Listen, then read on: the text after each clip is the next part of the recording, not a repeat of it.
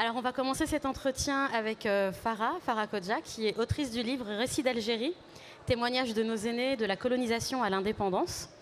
Donc, votre ouvrage parle, comme on vient de le dire, de la colonisation de l'Algérie et de la guerre d'indépendance à travers la parole de celles et de ceux qui l'ont vécu. Parole plus ou moins directe, vous allez nous en parler justement. Avant de rentrer dans le vif du sujet, je voulais savoir quel était votre rapport à cette histoire française et algérienne. Merci beaucoup Nadja pour l'introduction. Donc mon rapport à l'histoire, à cette histoire de la colonisation et de l'indépendance, elle est personnelle puisqu'elle est familiale. Mon grand-père du côté maternel est né, a grandi en Algérie et a immigré en France après l'indépendance. Et en fait, je me suis rendu compte à l'âge de 19 ans qu'il ne nous avait jamais parlé justement de ce qu'il a vécu pendant la guerre d'indépendance algérienne. Et donc pour moi, c'était assez tardif de l'apprendre qu'à 19 ans, au détour d'une conversation vraiment banale avec ma mère. Et de là est né ce besoin en fait, de comprendre et surtout de transmettre tous les récits qu'on collectait à ce sujet-là. Alors comment ce projet a commencé une fois que vous avez eu cette révélation, on va le dire, une fois que vous avez appris cette histoire-là? Comment vous avez eu l'idée de vous lancer dans le projet Récits d'Algérie qui, je le rappelle, avant d'être un livre, est une démarche individuelle plus collective et un site internet? Puis vous l'avez transformé en livre, on va en parler. Comment ça a commencé? Très vite, en fait, on a créé, je dis on parce qu'on est plusieurs dans le projet Récits d'Algérie. Donc avant d'être un livre, c'était vraiment un projet associatif et un site internet qui avait vocation à transmettre les récits qu'on collectait. Et donc en fait, ce site internet, on l'a alimenté, on est un noyau dur de 8 personnes. Et petit à petit, c'est devenu un projet qui nous a tout de suite plus dépassés. On a essayé d'être très présent sur les réseaux sociaux pour assurer justement ce côté transmission et toucher les jeunes générations. Et aujourd'hui, on a la chance que ce soit matérialisé dans un bel objet, un objet noble qui soit justement ce livre. On va parler du format livre justement dans un petit moment. Je voulais que vous nous racontiez un peu comment vous vous êtes préparé, vous, à aller récolter ces récits. Bien entendu, on devine, c'est pas des récits toujours joyeux, même rarement. Comment on se prépare psychologiquement déjà soit à recevoir ça et puis à faire en sorte que ces personnes vous parlent? C'est vrai que je ne me suis pas du tout préparée au départ à ce que j'allais collecter. J'ai vraiment appris à travers ceux qui ont vécu cette période-là. Et donc je considère que j'ai vraiment la chance d'apprendre l'histoire à travers ceux qui l'ont vécu. Et donc c'est vrai que je ne me suis pas du tout préparée au départ et je pense que j'ai essayé de me construire une carapace pendant un des témoignages, celui de Madame Yamina Khali qui est dans le livre, qui nous a confié ses souvenirs d'enfants où elle a été témoin en fait, des viols commis par les soldats français sur les femmes de son village en Kabylie. Et c'est à ce moment-là en fait, que ça m'a tellement touchée, je pense que pendant 2 semaines je faisais que d'y penser en boucle, que j'essaie de me construire cette carapace et de prendre de la distance en me disant qu'en fait, on a juste cette mission d'être passeur de mémoire et vraiment de se distancer un maximum de la violence coloniale en fait. Et quels ont été les obstacles peut-être ou les difficultés pour vous de collecter les récits? Est-ce qu'il y a eu des réticences de la part de ces personnes? On imagine, c'est pas facile à raconter et encore plus peut-être auprès d'une jeune femme qu'on ne connaît pas. Quels ont été les freins un peu de ces personnes? C'est vrai que il y a un peu au départ, c'était un peu compliqué dans le sens où il n'y avait pas de projet de récits d'Algérie. Il n'y avait pas de site, il y avait le site internet, mais je veux dire, on ne savait pas trop comment expliquer pourquoi cette démarche aux témoins. Et donc, pourquoi est-ce qu'ils témoignaient ou quoi? Mais c'était vraiment dans un but d'archiver ces récits. Et ensuite se dire, on les archive, comme ça on les a quelque part, et ensuite on assurera cette transmission. Et justement, là, grâce au livre, par exemple. Et donc, mais il y a beaucoup de témoins qui étaient un peu réticents au début. Maintenant, plus du tout, parce que on peut présenter des récits d'Algérie facilement. Et il y en a encore beaucoup qui sont réticents dans le sens où en fait, c'est assez exceptionnel déjà d'avoir tous les témoignages qu'on a pu collecter. Parce qu'en fait, la grande majorité sont assez pudiques sur ce qu'ils ont pu vivre. Il y a des choses aussi qu'ils préfèrent ne pas raconter, pour préserver, je pense, les jeunes générations. Et pour l'anecdote, ça m'est arrivé plusieurs fois d'arriver pour collecter un témoignage au final, le témoin ne se sent pas du tout capable de pouvoir transmettre ce qu'il a vécu. Donc tout simplement, on est à son écoute et en fait, on s'adapte tout le temps. Il faut parfois plusieurs visites, Exactement, plusieurs passages, le temps de faire confiance. Oui, bien sûr. Est-ce que finalement, vous considérez que ce projet Récits d'Algérie, c'est le chaînon manquant entre le silence familial et l'absence, ou en tout cas une description un peu limitée de ces faits historiques dans les programmes scolaires? Moi, j'espère que ça vient combler ce manque. Avec cette approche, on essaye vraiment de retranscrire un peu l'intimité qu'on peut avoir dans nos foyers. À chaque moment de collecte de récits, c'est vraiment un moment hyper chaleureux où en fait on est avec non seulement les témoins mais aussi leurs familles. C'est vraiment un moment où on se réunit tous pour pas seulement pour collecter les récits mais vraiment assurer cette transmission, et on sait qu'on laisse une trace importante et j'espère que ça va permettre un peu de combler justement ce manque dans les programmes scolaires.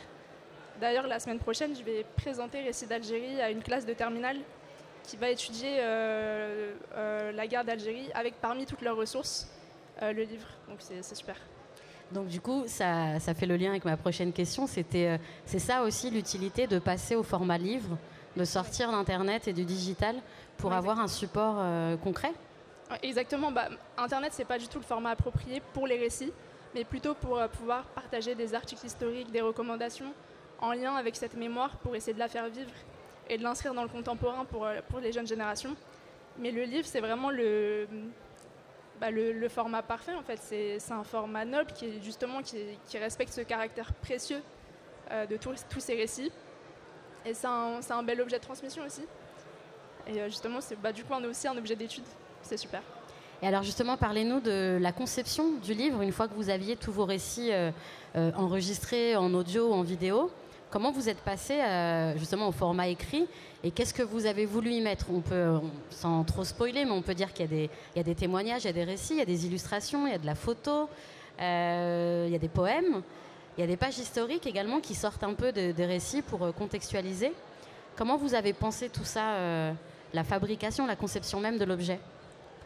C'est vrai que le livre est très visuel dans le sens où, déjà dans la manière par laquelle on a travaillé, en fait, on a tous les récits on les a collectés, soit on a collecté les audios, soit on a enregistré en fait le témoin, on a enregistré soit sa parole, et quand il acceptait d'être filmé, on a son témoignage vidéo. Donc on a dû faire un gros travail de retranscription, de traduction quand c'était nécessaire. Ensuite, on a continué à travailler avec la famille pour faire valider justement cette retranscription, être sûr qu'on ne manque rien ou ajouter des détails souvent, parce qu'on passe de l'oral à l'écrit, donc c'est assez différent. Et ensuite, sur la conception de l'ouvrage, ça s'est beaucoup fait avec la maison d'édition, mais de manière assez naturelle, dans le sens où, et simple, dans le sens où en fait on avait, vu que Récits d'Algérie est un projet collaboratif et bénévole, chacun apporte un peu sa pierre à l'édifice. Et donc ceux qui aiment dessiner sur leur temps libre viennent faire des illustrations, ceux qui aiment faire de la vidéo font de la vidéo, ceux qui aiment écrire font pas mal écrivent des poèmes ou quoi. Et donc en fait le livre permet de justement faire ressortir tout ça. Et pareil, il y a beaucoup d'illustrations, beaucoup de photos, et l'idée c'est que ce soit aussi assez accessible pour une personne qui ne connaîtrait pas la guerre d'Algérie. Alors je le disais tout à l'heure en introduction, c'est avec ce projet, vous donnez la parole à ceux et celles qui ont vécu cette période-là. Donc bien entendu, il y a beaucoup d'Algériens et descendants d'Algériens. Vous avez aussi tenu à ce qu'il y ait des paroles d'anciens appelés qui souvent se sont retrouvés contre ce projet de guerre. Est-ce que vous pouvez nous parler de ces rencontres aussi? Oui, bien sûr. Donc on a plusieurs témoignages. On est amené à rencontrer d'anciens appelés français, des pieds noirs aussi justement qui nous racontent leur vision, ce qu'ils ont vécu pendant la guerre. Et ces rencontres, elles ont été assez incroyables, parce qu'on se rend compte que tout n'est pas blanc ou noir, c'est très nuancé. Et justement, dans les témoignages qu'on a collectés, je pense à Georges Garrier, Xavier Jacquet, Roger Winterhalter, qui ont des profils vraiment très, très divers. Monsieur Winterhalter a été appelé français en Algérie, mais au final, il s'est engagé au sein du FLN. Monsieur Jacquet était appelé en Algérie, il était infirmier, il a tout fait pour ne pas combattre. Et Georges Garrier nous parle très bien aussi du devoir d'obéissance et ce qu'il représentait et de la difficulté que c'était aussi pour eux de désobéir et dans quelle manière ils ont essayé de le faire quand même. Et c'est aussi des témoignages hyper importants parce que je pense qu'il n'y a personne de mieux pour témoigner des actes de torture dont ils ont été témoins et malheureusement acteurs souvent. Est-ce que ces témoignages-là en particulier ont un peu, déconstruit un peu des a priori que vous aviez peut-être concernant les appelés ou les pieds noirs? Est-ce que ça a remis des choses en perspective pour vous et l'équipe aussi? Oui, dans le sens où en fait la manière qu'on a donc d'enseigner la guerre d'Algérie en France, quand on l'enseigne, malheureusement, moi en tout cas, donc aujourd'hui j'ai 25 ans, mais il y a 10 ans par exemple, on ne parlait pas du tout de la guerre d'Algérie au lycée. Maintenant ça change un peu. Donc quand on l'enseigne, en fait, on parle beaucoup de groupes mémoriels. En fait, on va essentialiser la mémoire autour de ces groupes-là, donc la mémoire des pieds noirs, la mémoire des juifs d'Algérie, la mémoire des indépendantistes algériens, et de la mémoire des harkis.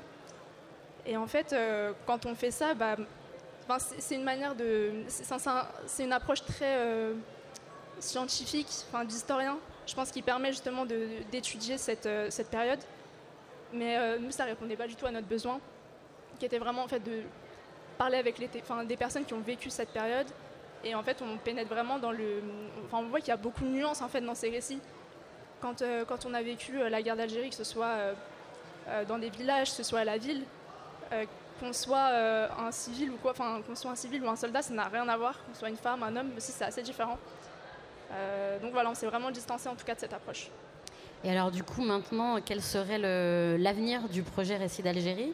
Est-ce que l'idée serait d'aller récolter des témoignages en Algérie, si c'est possible? Oui, exactement. Est-ce que ce serait de peut-être sortir des frontières de l'Algérie et de parler d'indépendance d'autres pays? Je ne sais pas. Ouais, ce serait super. Donc là, le gros projet, ce serait vraiment justement d'aller en Algérie, parce que quand on a lancé le projet Récits d'Algérie, donc c'était en février 2020, donc juste avant le premier confinement. Donc, nous, on comptait pouvoir aller en Algérie, finalement, on n'a pas pu. Maintenant, quand on y retourne, c'est surtout pour voir nos familles. Et donc là, ce serait de pouvoir aller en Algérie, collecter les récits en Algérie, puisque pour l'instant, on l'a fait beaucoup en France.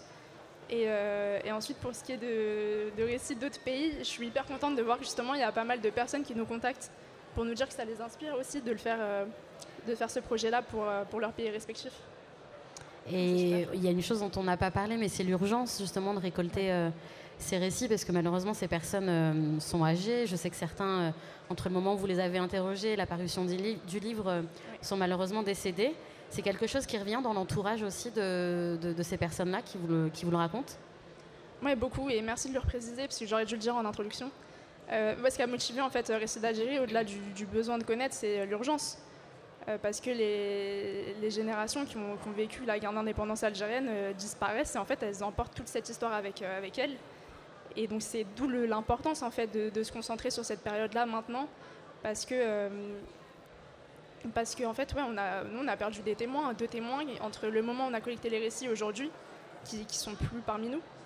Et ça ressort aussi, c'est quelque chose dont on parle beaucoup aussi avec les familles, parce que on voit qu'on a aussi une énorme responsabilité, dans le sens où, par exemple, pour ces deux témoins, en fait, les témoignages qu'on avait vidéo, c'était la dernière trace que les familles avaient de leur père, mari, grand frère qui était vivant, en fait. Donc, ils avaient vraiment besoin de ça pour faire leur deuil. Donc, voilà. Eh ben, merci beaucoup, Farah Kodja. On rappelle le titre du livre Récits d'Algérie, témoignages de nos aînés de la colonisation à l'indépendance, c'est ça? Je ne me suis pas fait d'erreur. Aux éditions Face Cachée, très bonne maison d'édition qu'on vous conseille. Et Farah sera en dédicace à 17h 18h. 18h. Donc n'hésitez pas à aller discuter avec elle et à acheter le livre. Voilà. Merci beaucoup. On fait une petite pause et on prend la suite des entretiens.